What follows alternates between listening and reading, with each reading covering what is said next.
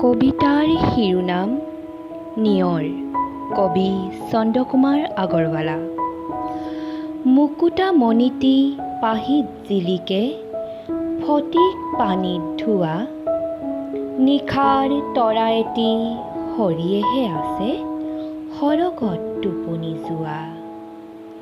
নিজম আকাশৰ নিচুক কথাটি হিয়াত থৈছে সাঁচি, কোন কাহানিৰ সপোন দেখিছে, কোনে হাঁহিছিল নাচি।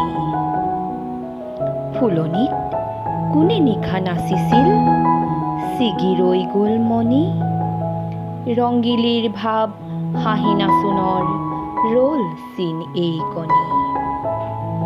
পুৱাৰ হেঙুলি বেলিটিলৈ চাই, এটুপি চকুৰ পানী,